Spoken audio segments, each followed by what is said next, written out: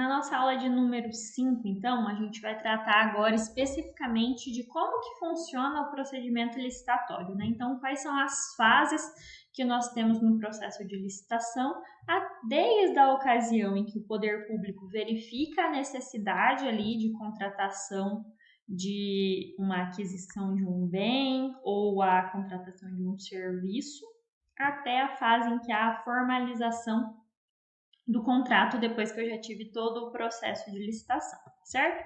Então vamos lá. No caso da licitação convencional, o processo surge com uma necessidade da administração pública e por isso inicia-se o planejamento do que e como contratar e comprar, e é o que nós chamamos de fase interna. Já a fase externa inicia-se com a publicação do edital, ou seja, agora sim chega ao conhecimento público, tá certo? E a fase externa, ela finaliza com o objetivo central, que é o quê? A formalização de um contrato com o prestador ou fornecedor daquele serviço. Já, por fim, a fase contratual é a fase de execução do contrato, né? Então, eu já tenho tudo definido certinho, as obrigações de cada uma das partes e as condições desse contrato, e eu estou em fase de cumprimento por parte da empresa, do licitante vencedor, e de fiscalização por parte da administração pública. Então, a fase interna, ela vai ser composta por procedimentos, como o próprio nome já diz, internos do poder público, né? Então, o setor competente, vamos pensar aqui, o setor vamos pensar, a Secretaria de Educação precisa adquirir material escolar básico, né? Então, papel, lápis, giz, canetas. Então, eu preciso adquirir esses bens. Então, o setor competente vai fazer uma análise, um levantamento exato do que é necessário, inclusive com uma verificação de se realmente é necessário essa contratação, tá certo? Vai levantar os valores que podem envolver essa contratação, solicitar orçamentos desses bens que precisam ser adquiridos, verificar o padrão desses valores no mercado, e então vai mandar uma solicitação tudo prontinha já com essas especificações para a autoridade competente. No caso aqui, a gente pensando no âmbito municipal, né, a Secretaria de Educação enviaria para o gabinete, para o prefeito. Então, o prefeito vai verificar ali se realmente é necessário e vai autorizar a abertura desse procedimento.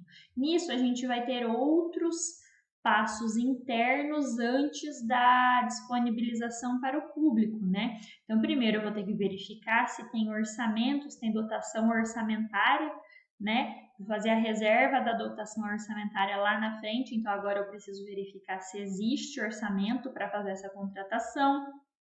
Eu preciso de um parecer jurídico para verificar se a modalidade que está sendo proposta ela é condizente com o que a legislação permite, e eu preciso de uma minuta do edital, tá certo? Então aqui eu vou ter a minuta do edital, a fase final é essa aprovação da minuta do edital que vai conter todas as condições que vão reger esta contratação. Então, com a aprovação dessa minuta do edital, esse edital sim vai ser disponibilizado publicamente para os interessados. Aí começa a fase externa, né? Então, primeiro eu tive a fase preparatória, até que eu chego na divulgação do edital, que dá início à fase externa. Ao verificar o edital de licitação, as partes podem tanto solicitar esclarecimentos e impugnações, ou se preparar ali para apresentar uma proposta, tá certo? E o artigo 17 da Lei de Licitações prevê as fases do procedimento de licitação. Então, nós temos fase preparatória, interna, a divulgação do edital de licitação, onde começa a fase externa, a apresentação de propostas e lances, julgamento, habilitação, fase recursal e fase de homologação.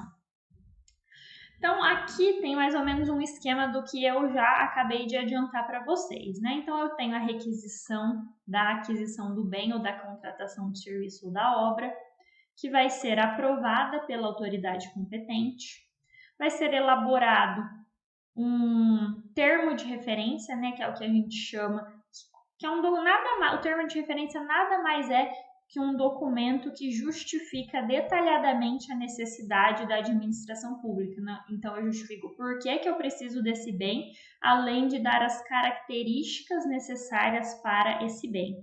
E eu também posso colocar características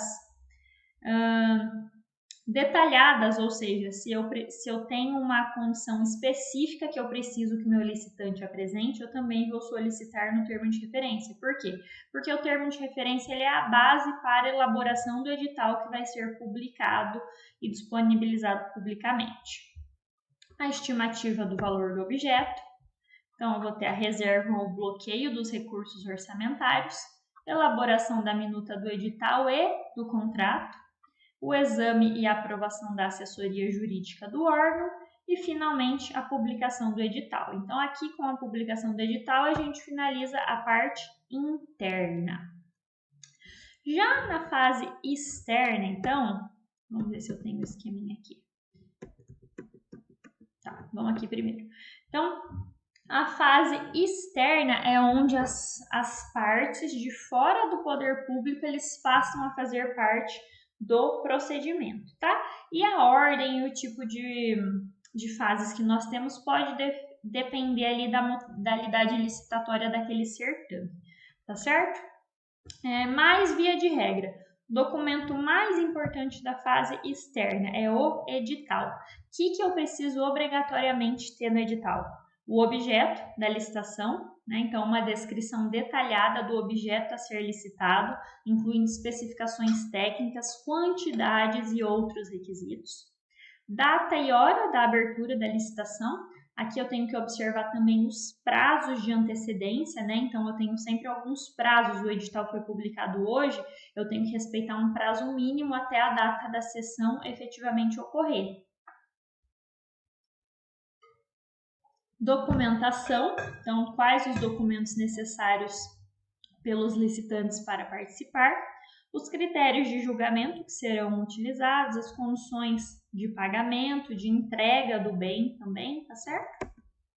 E esse prazo aqui, então, que nós comentamos, ele está previsto no artigo 155 da Lei 14.133. E vocês vão dar uma lidinha, né?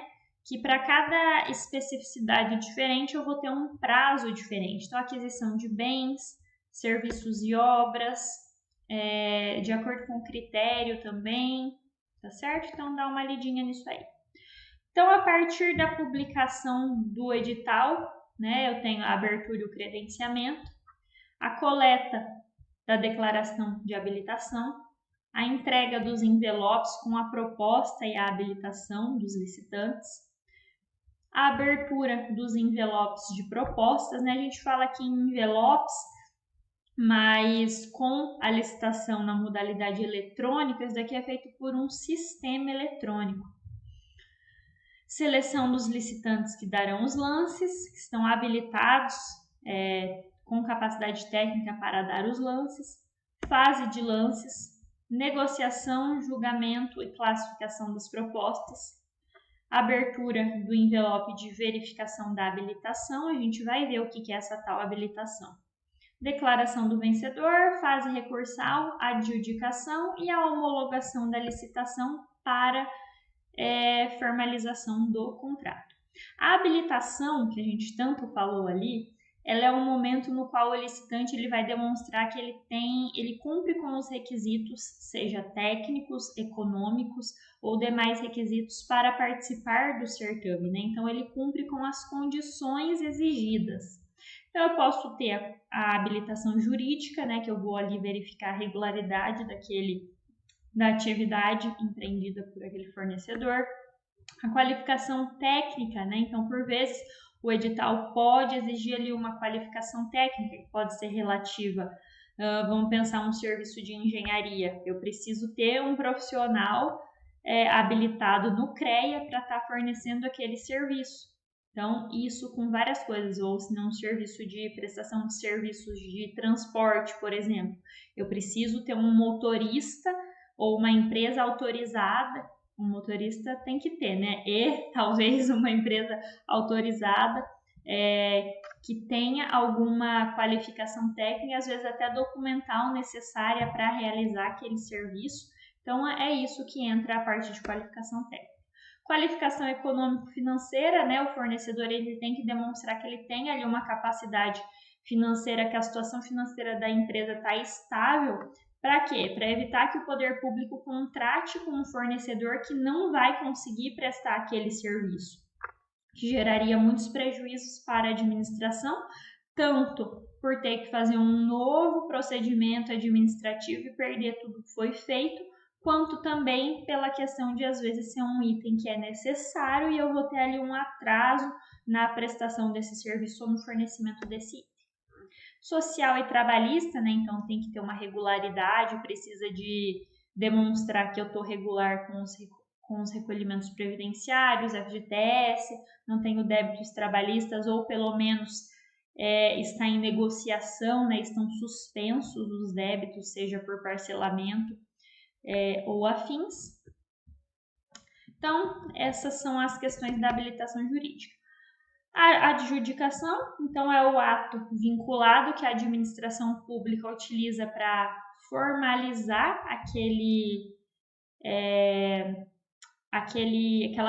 fornecedor com o vencedor do certame, né, para então nós formalizarmos o contrato administrativo, que é o que nós vamos falar na próxima aula.